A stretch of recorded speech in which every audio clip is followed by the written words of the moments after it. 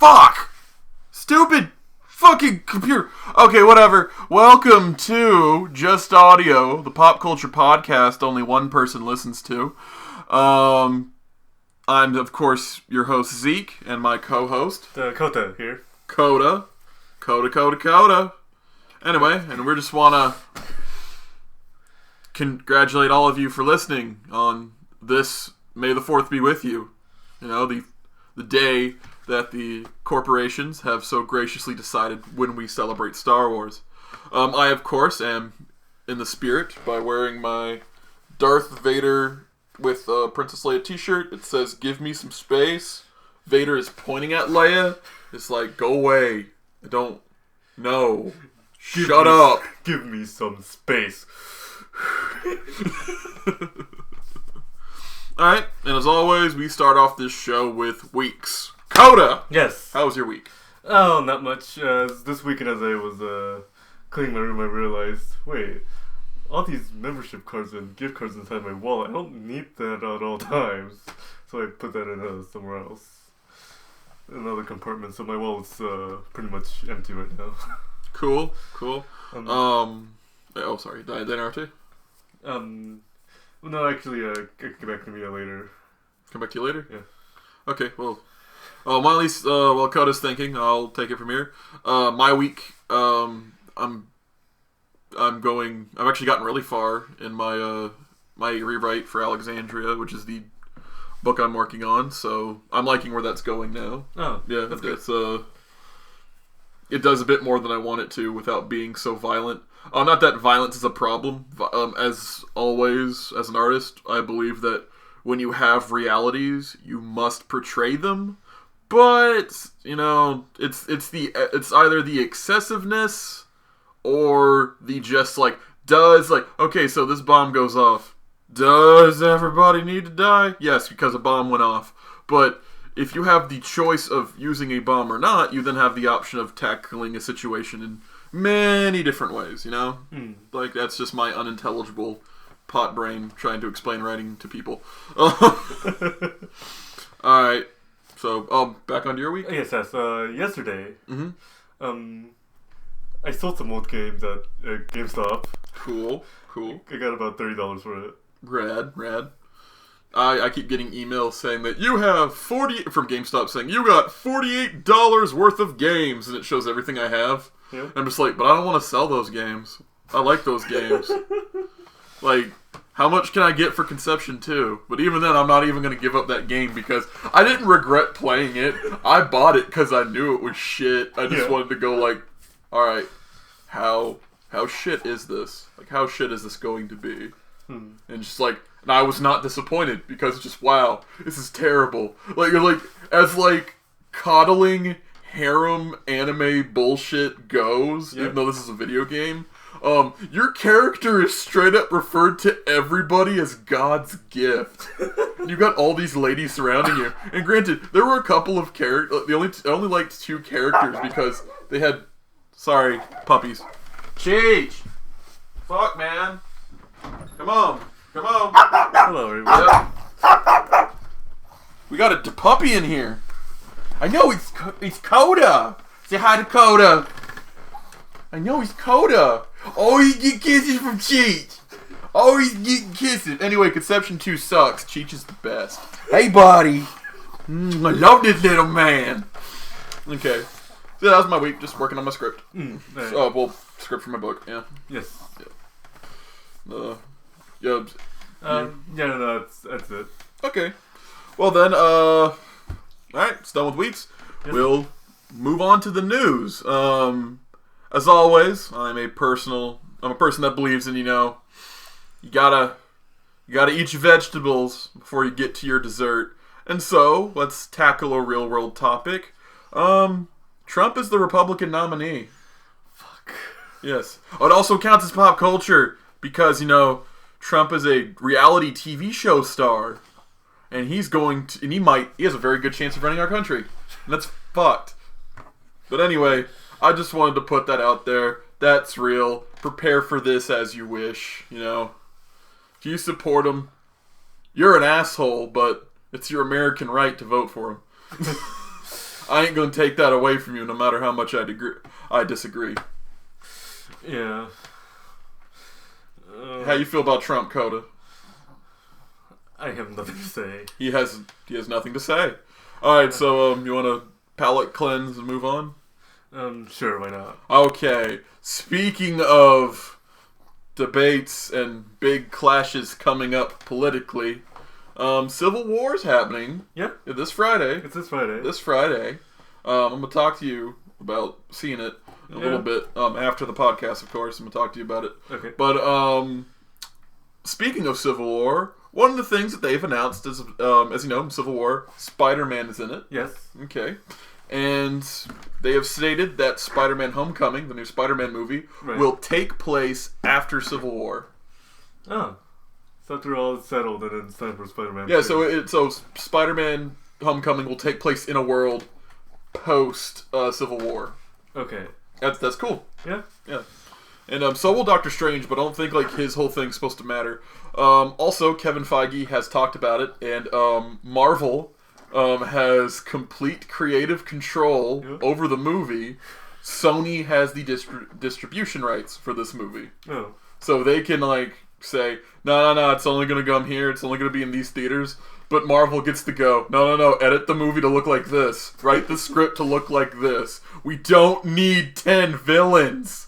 He is a child. A child cannot fight 10 villains. Right. You want to do Sinister Six? Want to watch Spider-Man get the shit beat out of him? Want to watch a 14-year-old boy get the shit beat out of him? Fine. Because he's 14 in these movies. Oh. Yeah.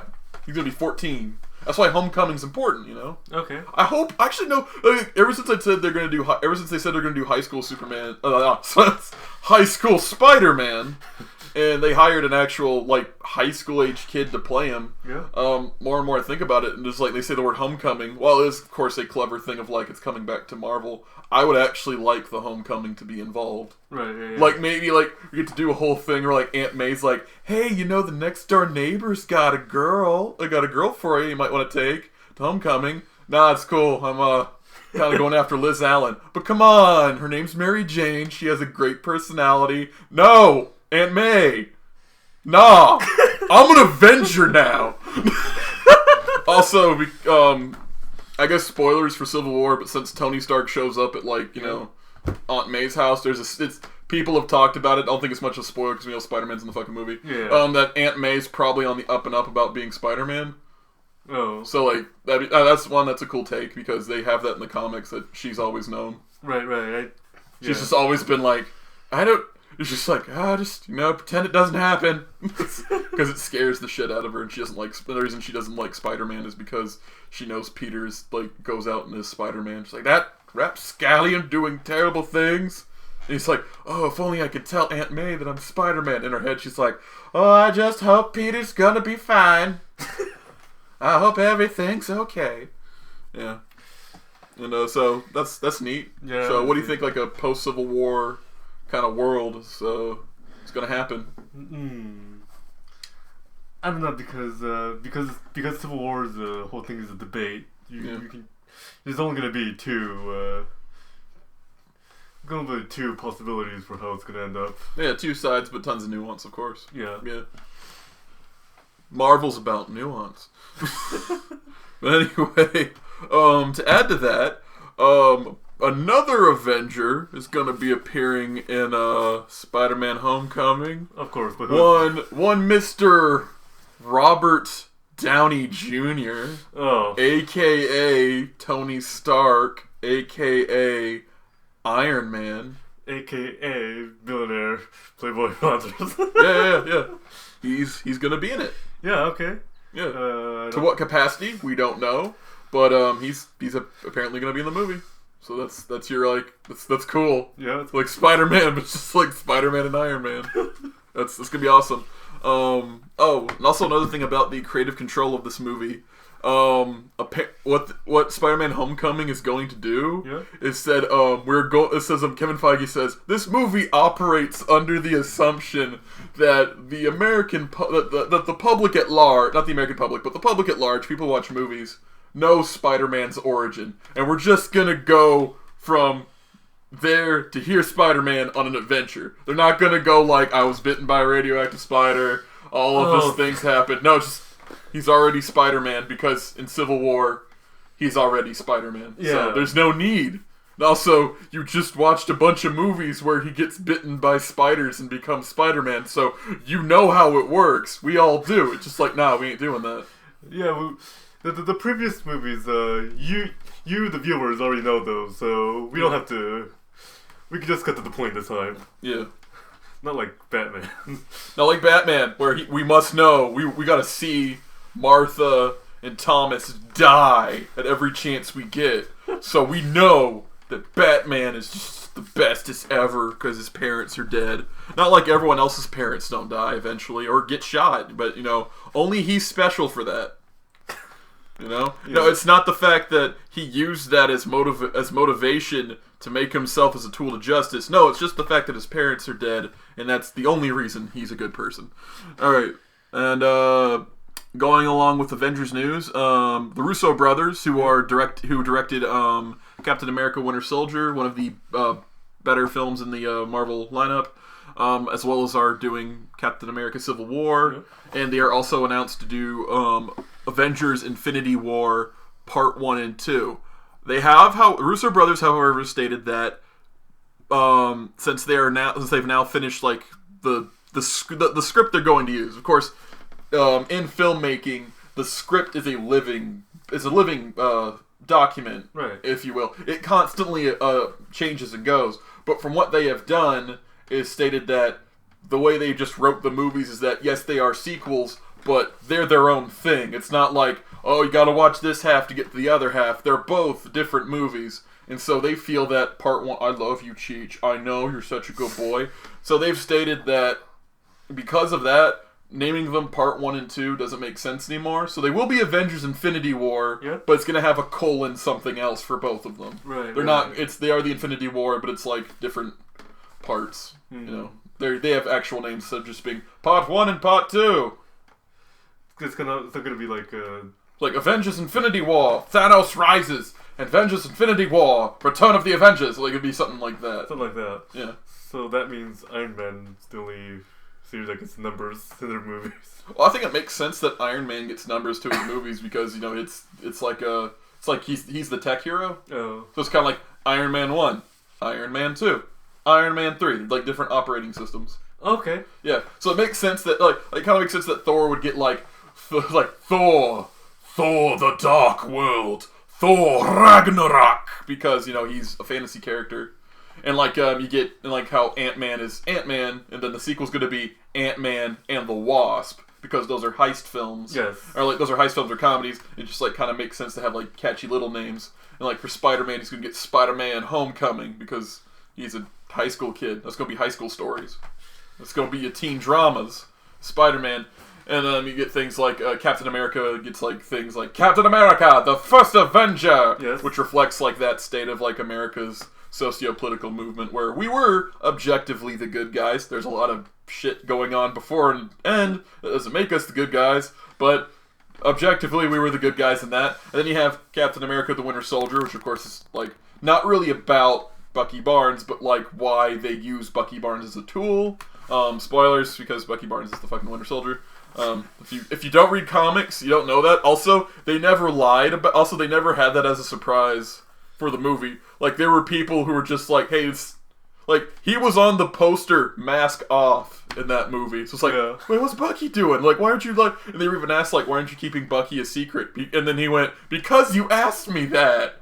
It's just pick up a comic book, Google it, you'll know. It's not a secret. That's what Russo was no, it's not a secret. So what's the point? Yeah. And kind of they said they've listed all the characters in the Captain America Civil War. We don't know what exactly they're gonna do. One thing, Luke Cage is listed on the cast list. Oh. You can go on the internet and look that up. We don't know what Luke Cage is going to do in the it's kind of Avengers. Yeah. But Captain America Civil War. But Luke Cage is in it. Luke Cage is in it. Power Man. Yeah, Power Man. You got Luke Cage, you got Black Panther, you got Spider-Man. All bunch of people you haven't seen yet. Mm-hmm. Well, if you've watched the Jessica Jones show, you've seen Luke Cage. Yeah. Alright, and moving on. Oh, and moving on. Something else this is just more of a kudos warm heart feely thing. But the Russo brothers have stated in an interview that the likelihood of LGBT characters to appear in more Marvel Universe properties is strong. So, there you go. You Gay and trans people, gay, trans, and other queer gendered people, representation. If only the Asians were so lucky.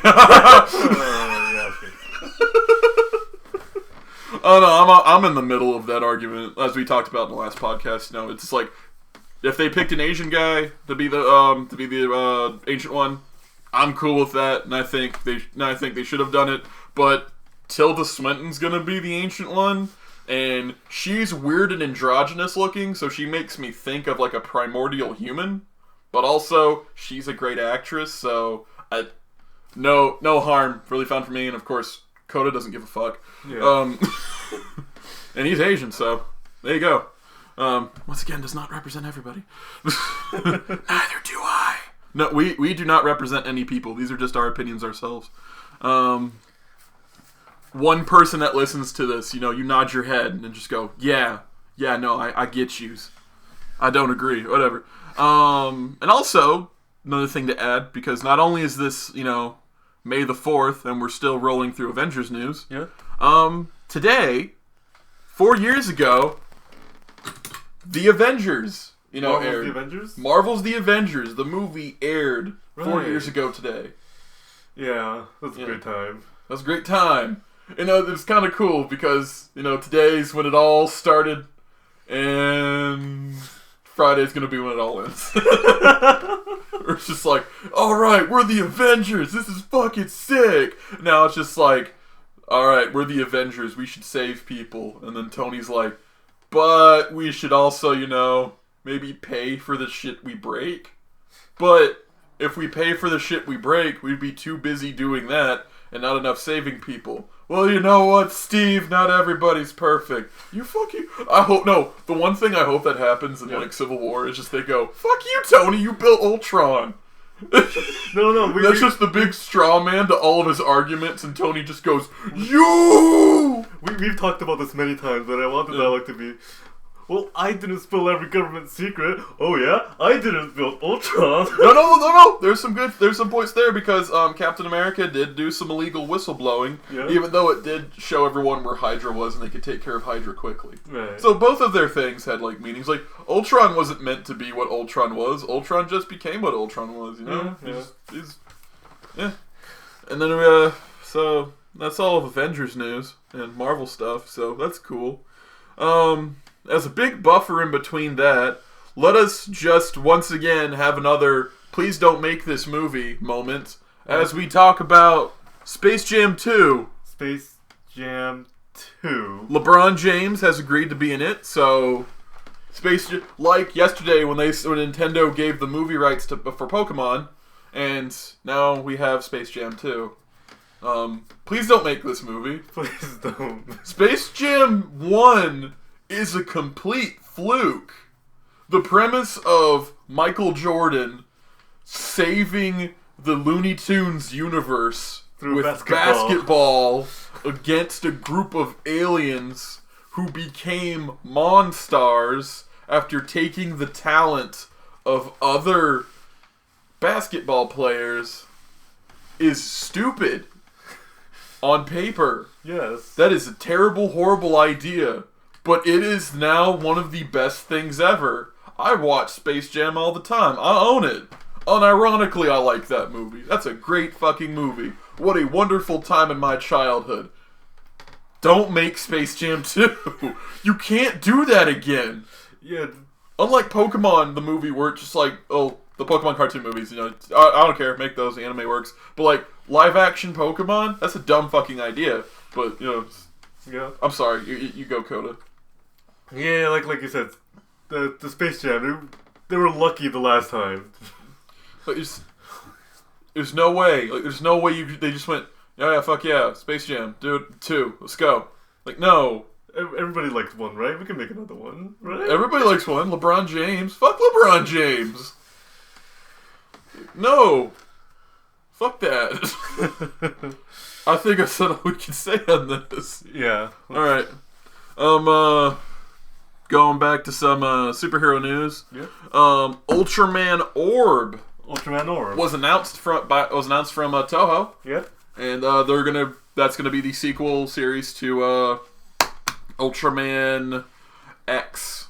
So yeah, and which preceded that was Ultraman Victory, and what preceded that was Ultraman Ginga. And what all of these series have in common is like using the powers of what previous Ultramen and what previous Ultra Monsters, or Ultra Kaiju, as the weeaboos say, have showed up in the series, and using their powers to help the main hero. Yeah. And this Ultraman is special in the sense that all of his forms are the combinations of Showa era, that's like 1970s to 80s Ultraman shows, and Heisei eras, which are mid-80s to nowadays shows of Ultraman, and combine them to make his form. Like his normal, like his base form, which is like, they have names too, which is neat, but they got like fancy names. So it's like his main form, which is Zephium Spacium, which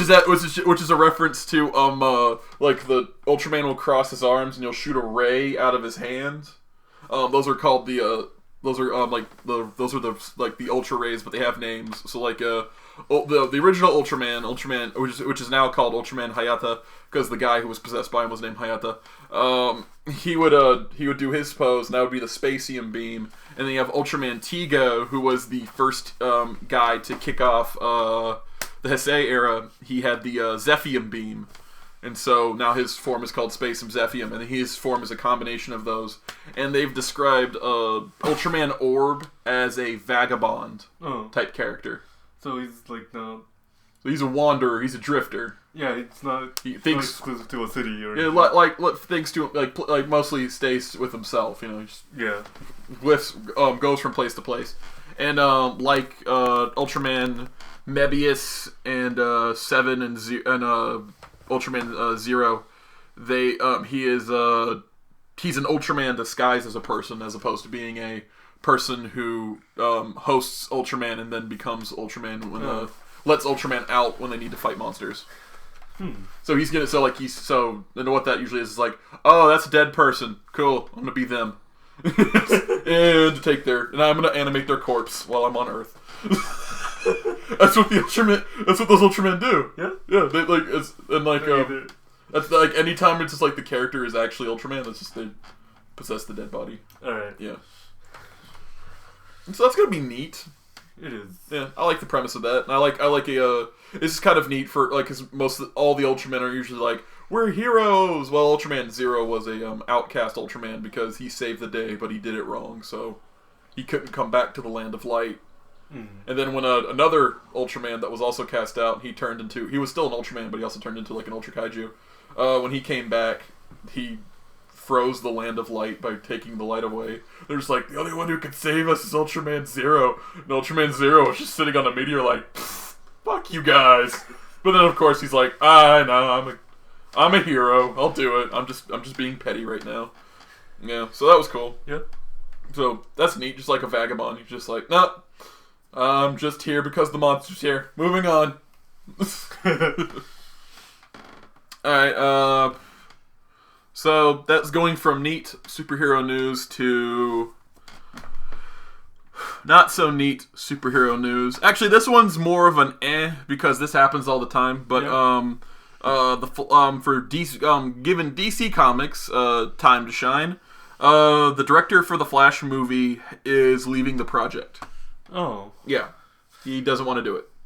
Well, I don't know what to say because the Flash movie still isn't This Flash movie's still happening. Yeah, it is happening, but like, you know, that happens all the time. Like, Edgar Wright left Ant-Man, and they got a better guy to do it. They got a guy to do it. Well, not a better guy, but they got a guy to do it. Yeah.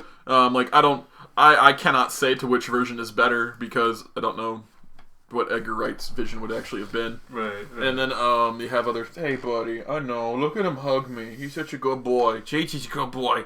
But anyway, you know, that's sad, but that's cool. Yeah. But also we have news from. Also we have a casting of 5 characters that are going to be in the Flash movie. Yeah.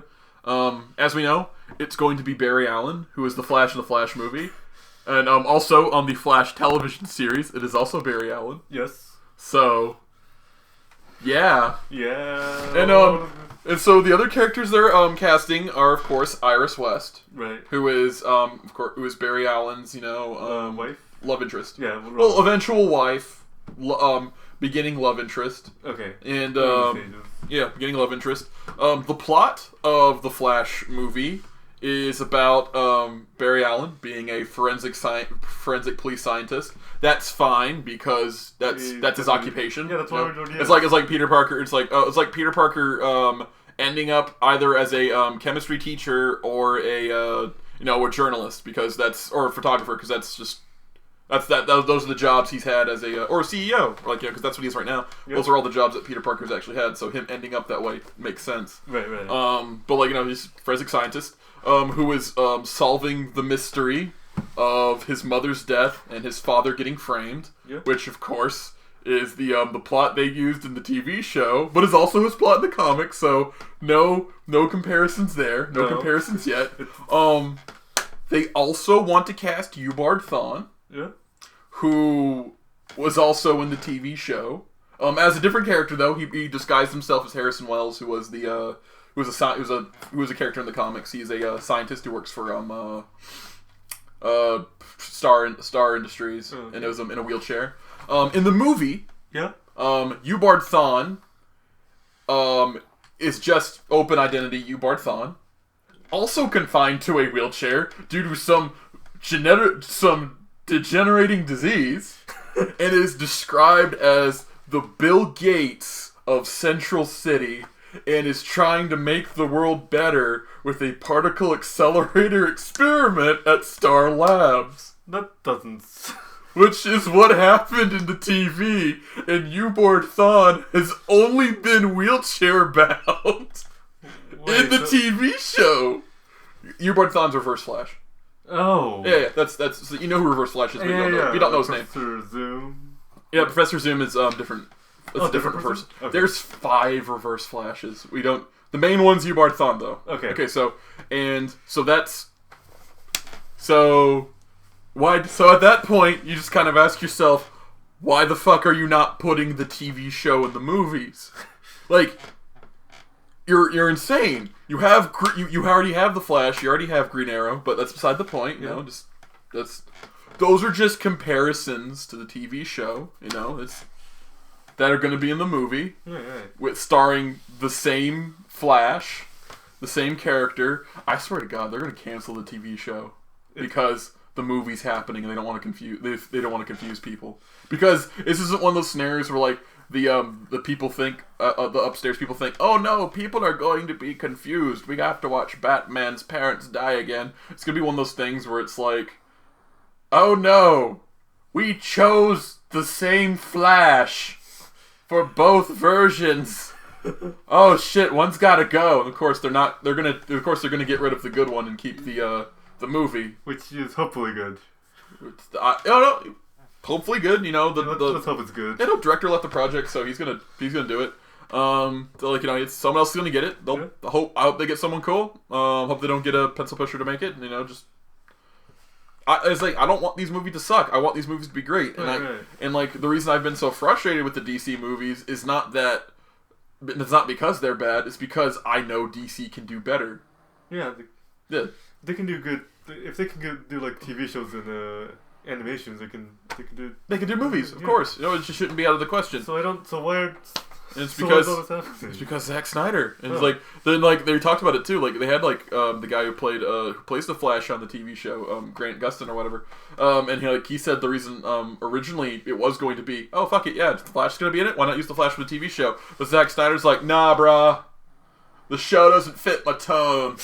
The show's too bright and hopeful and good. It's not dark, gritty, and shitty like my movies. Nah, brah, we're not gonna do it. So I'm gonna get Ezra Miller, brah. He's a total hipster. He looks fucking sick. With Flash with a shitty man bun. But anyway, that's just my feelings. Yeah.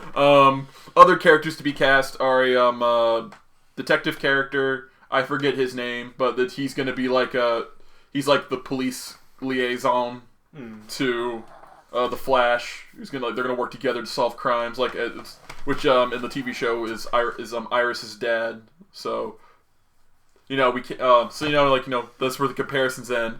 But another neat thing is the fifth person they're gonna cast who's important is Jay Garrick.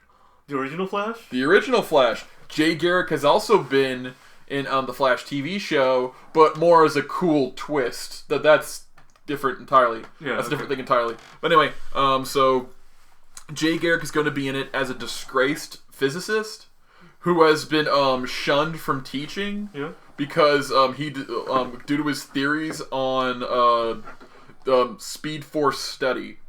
Oh. It's people's like, your Speed Force bullshit is fictional, get the fuck out. And so Barry Allen's gonna find him hey, my powers operate on the Speed Force. And so that's gonna be cool. He could be a mentor character. Yeah. And U-Board Thawne could be the villain. And U-Board Thawne's, because he's fucking U-Board Thawne, the Reverse Flash, of course he's gonna be the villain. But no, I'm just looking at this and I'm just going they're clearly not going from the comics to base this movie off of. They're going off the TV show. Okay, which sounds like another reason to cancel the show. I hope they don't, because that show that show's actually good. That show's great. It's a wonderful fucking show. But they'll do it because they're idiots. But anyway, it's just if they're basing the movie off the TV show, then why not just have the TV show be the Flash? Yeah, nah. Nah, dude. That's sad. It's disheartening. Yeah. But anyway, moving on. This one's more rumor mill, so I'm just gonna give it a brief glancing over. But apparently, DC and Zack Snyder are clashing over the direction on where Justice League Part 1 should go. There is no truth to this. It just came along with the confirmed leaks of the Flash movie. Okay, all we can do now is the Flash movie stuff has been more or less confirmed. This has not. As much as I believe it's real, there is no proof to it, so it's all conjecture, and I will not use this in my case for or against Justice League. I want Justice League to be good. I want it to be what Batman v Superman should have been, but it's all good. It happened. And that's all the news that's fit to print. And yeah. I know we kind of zoomed through it, and you just kind of agreed with me, or just went, yeah, no, that's cool, I like that. Or, I don't like that, that's bad. Oh, then I'll get a couple of last minute news. Yeah, oh, you got some news? Well, it's not that. Well, yeah. Oh yeah, go. Yeah, so this month in the U.S., if you have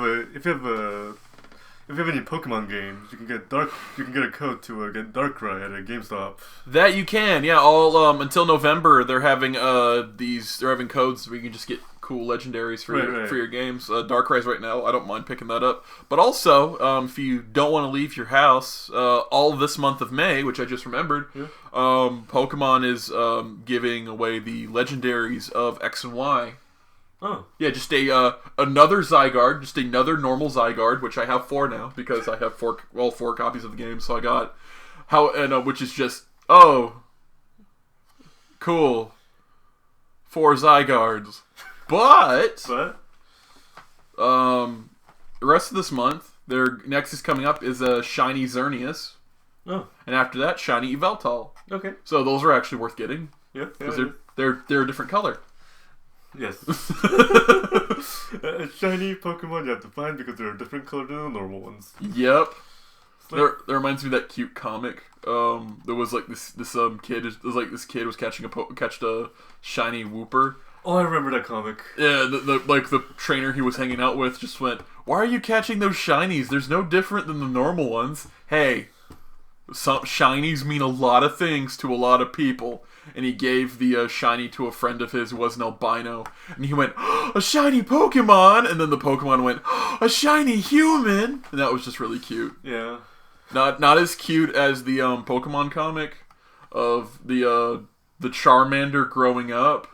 And it's always hanging out with a different Pokemon as it grows up. And it turns out that it's his dad. and it's a Ditto, and they go visit the grave of dead Charizard mom. Oh. Yeah. That was sweet and dark. I don't remember seeing that. You don't remember? Have you seen that one? I don't. It's real sweet. Okay. It's real dark. But I might have. Yeah. The Charizard. No, dead Charizards. Yeah, it's so dark. You know, people get shot and killed in the Middle East all the time, but I'm sad about dead Charizards. Yes, me too.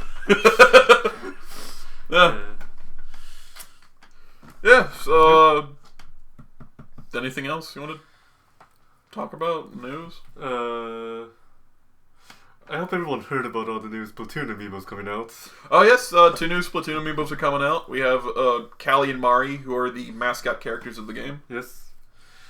Who I totally believe would be the character in Smash 5 for represent Splatoon. Because they're actual faces, you know. It's like I know. Yeah.